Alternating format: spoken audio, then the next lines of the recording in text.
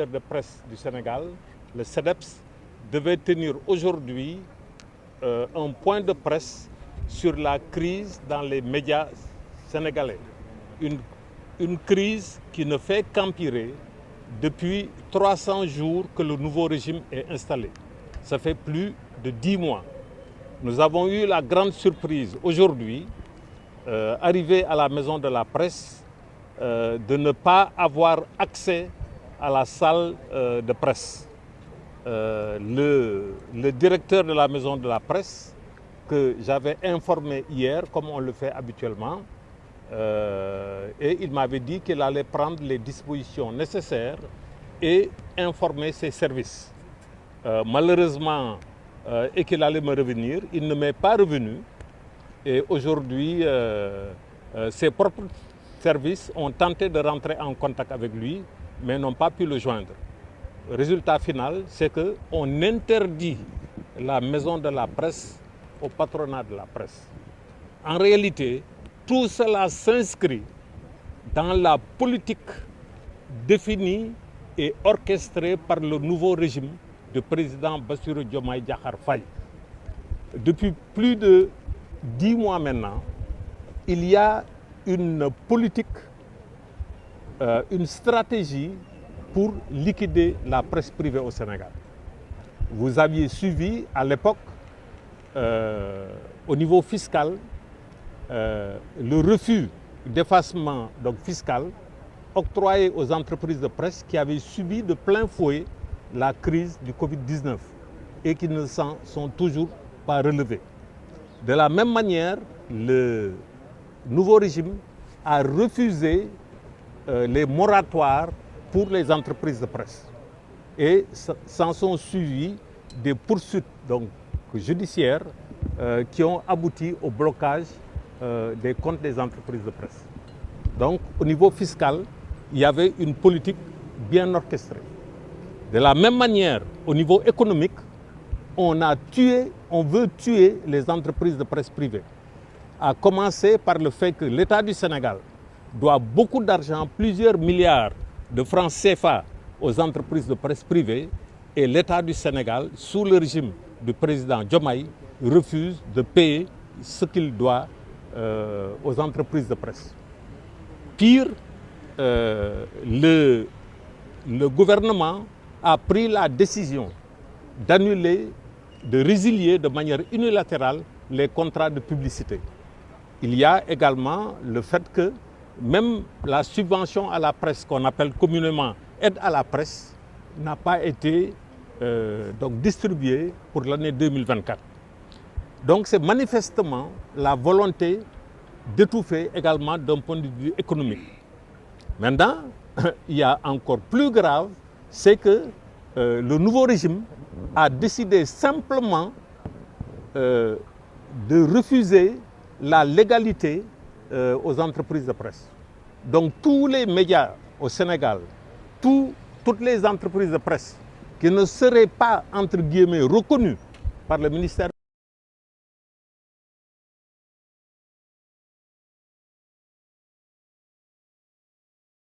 de la communication, n'ont pas le droit d'exercer sur le territoire sénégalais. Donc, vous voyez bien que ce sont des actions qui sont très pensées pour liquider la presse privée au Sénégal. La semaine dernière, il y a eu un arrêté conjoint pris pour le paiement des redevances. La surprise, encore une fois, c'est que les entreprises de presse n'ont pas été concertées, mais mieux, toutes les taxes pour les redevances ont été augmentées. Là aussi, c'est pour tuer économiquement la presse sénégalaise. Et cette vision de redevance pour la presse, c'est une vision simplement fiscaliste et qui ne correspond pas ni aux intérêts de la presse, mais surtout aux intérêts du Sénégal, qui doit favoriser les conditions de développement d'une presse libre et indépendante, viable économiquement. Donc tous ces faits sont vraiment des faits extrêmement graves pour la première fois au Sénégal lors de la troisième alternance politique. lors des 2 premières alternances politiques, nous avions des menaces sur la liberté de la presse, mais aujourd'hui, on a dépassé le stade des menaces. Ce sont des actions concrètes qui ont été menées contre les entreprises de presse pour simplement le musellement de la presse. Ceci est extrêmement grave et nous voudrions vraiment lancer un appel au président de la République pour que l'appel au dialogue rénové avec la presse qu'il avait lancé en Conseil des ministres le 14 août 2024, que cet appel-là soit enfin matérialisé. Malheureusement, les 10 mois que nous avons vécus sous le nouveau régime attestent incontestablement d'un recul, d'une hypothèque sur la liberté de la presse et la liberté même d'entreprendre dans le secteur de la presse. Donc, nous lançons également un appel à tous les citoyens.